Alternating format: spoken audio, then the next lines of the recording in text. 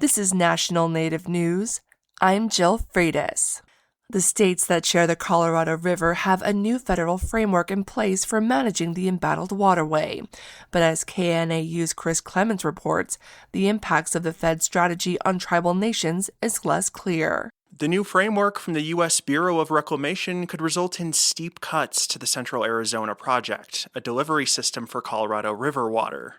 That worries some tribal leaders like Orlando Carroll, chairman of the White Mountain Apache tribe in eastern Arizona. We definitely would be concerned of any cutbacks that are generated. Under a federal settlement, Carroll's tribe can lease its share of water from the river.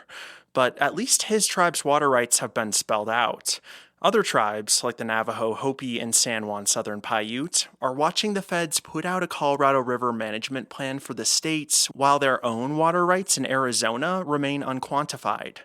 Brenda Jesus is a Navajo Nation Council delegate.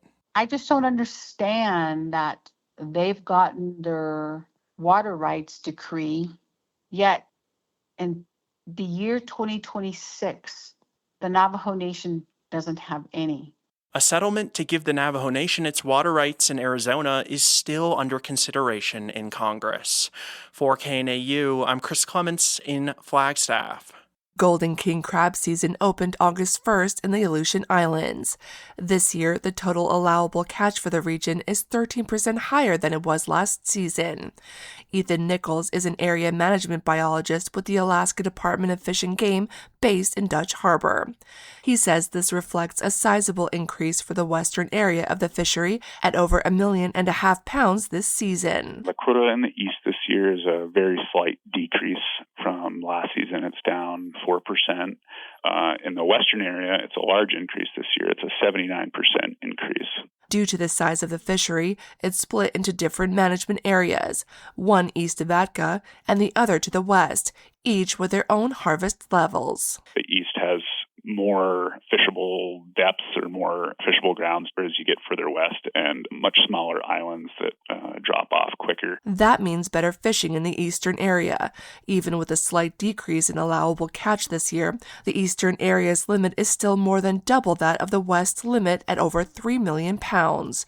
Nichols says he's optimistic about the upcoming season. I think it's a really unique crab fishery, just where the fishing occurs, it being a deep water fishery from a select few vessels, and I'm excited about the coming season. Just 4 vessels are expected to fish for Golden King crab this season.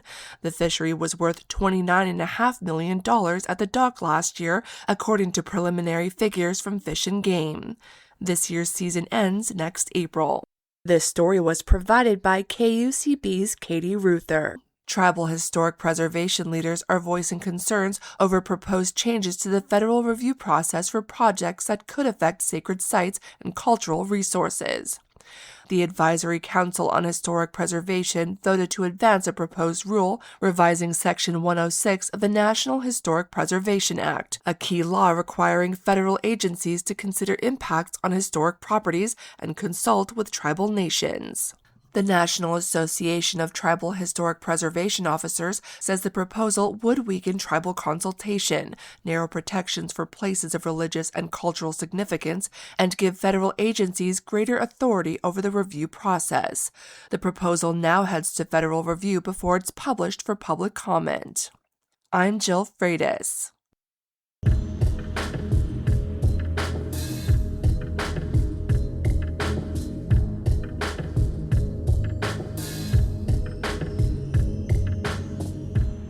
National Native News is produced by Koahnic Broadcast Corporation with funding by the Corporation for Public Broadcasting.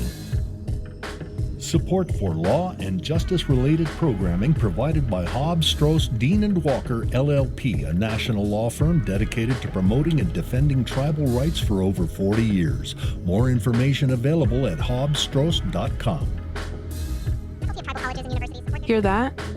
Tribal college faculty do so much, one can't say it all here. Nothing but respect. Visit mostthoroughdescription.com. The American Indian College Fund supports this program.